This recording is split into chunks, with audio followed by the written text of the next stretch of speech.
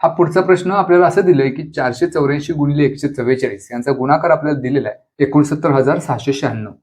तर वर्गमूळ चिन्हात 69.696 छेद 14.4 बरोबर किती असा प्रश्न विचारला. मग हे जे वर्गमूळ आपल्याला एक राशी दिलेली आहे 69.696 छेद 14.4. मग हा भागाकार करत बसण्याची आपल्याला गरज नाही, कारण इथे या दोन्हींचा गुणाकार आपल्याला 69,696 दिला. याचा अर्थ 696 ला 144 जर आपण भागलं तर उत्तर 484 मिळणार आहे. फक्त इथे एक बदल केलाय की ही संख्या जशीच्या तशी न देता दशांश अपूर्णांक दिलाय आपल्याला. मग ज्या संख्येनं भागायचं आहे ती संख्या तेवढी आपण त्याचं पूर्णांकात रूपांतर करूया, म्हणजे दशांश चिन्ह एक घर पुढे घेऊया. म्हणजे इथं छेदामध्ये संख्या होईल 144. मग छेदामध्ये दशांश घर जर एक संख्येनं पुढे घेतला असेल तर अंशामध्ये सुद्धा तसंच करायचं आहे. म्हणजे 69 नंतर दशांश चिन्ह आहे त्याच्याऐवजी 69 नंतर 6 लिहून घ्यायचं आणि मग दशांश चिन्ह आणि 96.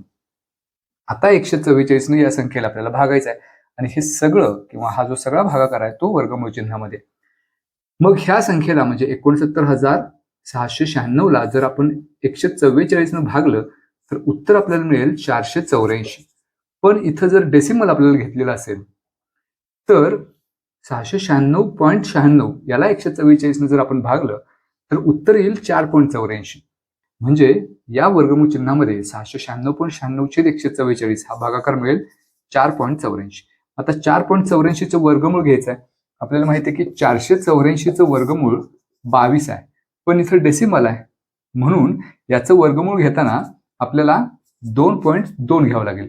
एक लक्षात घ्या इथे 4.84 आहे म्हणून वर्गमूळ त्याचं घेताना 0.22 घ्यायचं नाही, कारण तसं जर घेतलं तर आपलं उत्तर ते चुकीचं असणार आहे.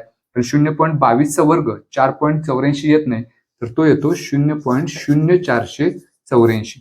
गुणाकार करून पहा. म्हणून हे अशा पद्धतीचं जर वर्गमूळ चिन्हात डेसिमल असेल किंवा अपूर्णांक असेल तर त्याचं वर्गमूळ घेताना थोडीशी काळजी घ्यायची आहे की वर्गमूळ चिन्हामध्ये दशांश चिन्हानंतर जरी दोन घरं असतील तरी त्याचं आपण वर्गमूळ घेतोय म्हणजे ते डेसिमल नंतर जे डिजिट्स आहेत त्याची संख्या निम्मी करायची. म्हणजे 484चं वर्गमूळ 22 आहे, डेसिमल नंतर 2 डिजिट्स आहेत, हे वर्गमूळ आपण घेतोय त्यामुळे 2 डिजिटचं डेसिमल नंतर 1 डिजिट येईल.